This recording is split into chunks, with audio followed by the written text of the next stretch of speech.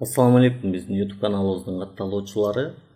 Жайкы эс алууда бир аз тыныгуудан кийин сабактарыбызды улантабыз. PowerPoint боюнча 7-чи сабак анимация бөлүмү менен таанышабыз. Ал эми ага чейин болсо кичинекей бир рекламабыз бар. Эгерде сиз англис тилин үйрөнүүнү жана аны онлайн үйрөнүүнү каалап жаткан болсоңуз, анда сизге абдан сонун бир мүмкүнчүлүктү сунуштай кетмекчибиз. Instagramга кирсеңиздер, Аккула деп издесеңиздер, Аккуланын сүрөтү менен бул баракча чыгат. Англис тилин үйрөнүү боюнча платформа, булардын сайты бар. Кошулуу айына 500 сом гана. Мунун ичинде грамматикалык видео сабактар, аудио китептер, фильмдер, анан сиздер менен атайын байланыш түзүүчү, голосовой байланыш болуп туруучу чат бар.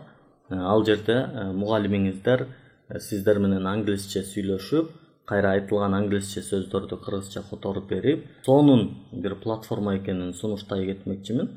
Бул жакка кирип, Аккула менен таанышып, бул жерде англисче үйрөнүңүздөр демекчимин.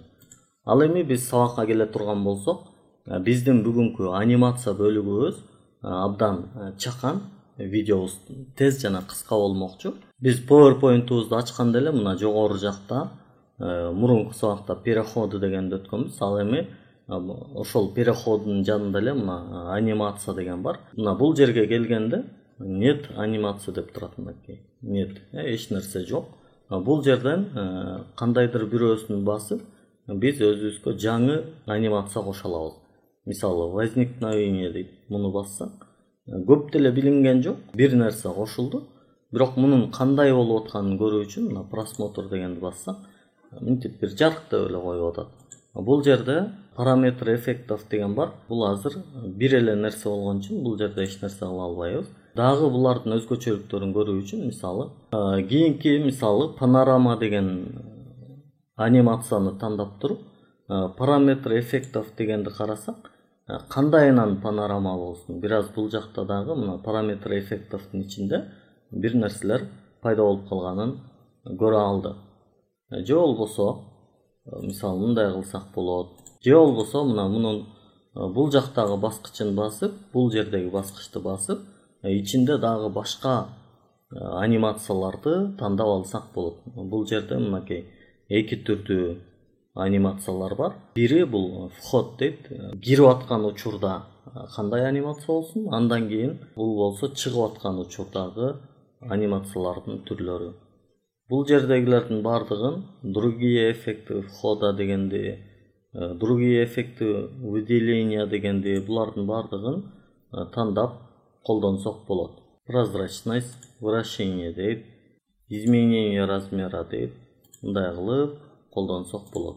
Бул жакта дагы мына абдан түрлөр көбөйүп калды. Мелкий дейт, мындай болсун. Мынтип барып, же болбосо бир аз крупный болсун дейт, мындай болуп калат. Андан кийин сизде кандайдыр бир тизме бар. Тизмелериңизге дагы бир анимация бергиңиз келип атат. Бул жерде мисалы вылет дегенди тандап койдук. Же болбосо каалаган бирөөнү тандасаңыз болот. Мисалы увеличение дейсиз. Мындай болуп, ар бири бирден чыгып атат. Кээ бир учурда мисалы сиз кандайдыр бир нерселерди ар бирин бирден чыгарып айтып бергиңиз келет.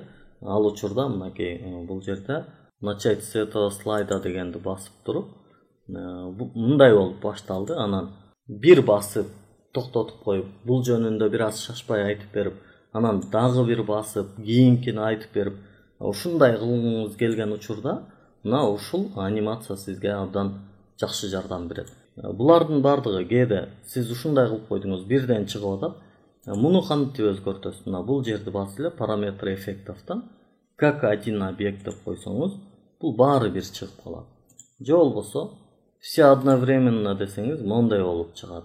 Кыскасы, бул сиздин слайдты айтып берүүдө кандай колдонгуңуз келип аткандыгына байланыштуу нерселер. Андан кийин расширение анимация деген бар.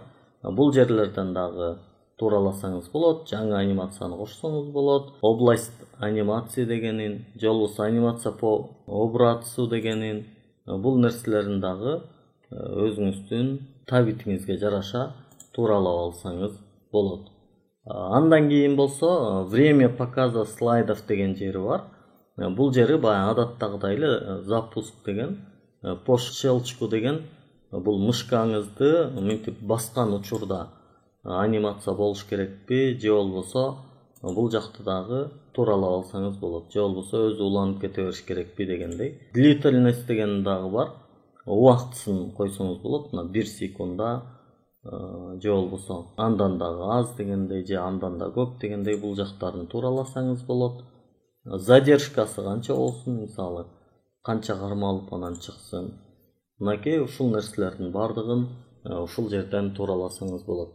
Слайд жасаганда жөн эле бир мындай жазууларды, тексттерди чыгара бербей, бир аз кооз кылып, анимацияларды кошуп, жандуу кылсаңыз, бул сиздин эркиңиз. Бүгүнкү сабакка көңүл бурганыңыздар үчүн чоң рахмат.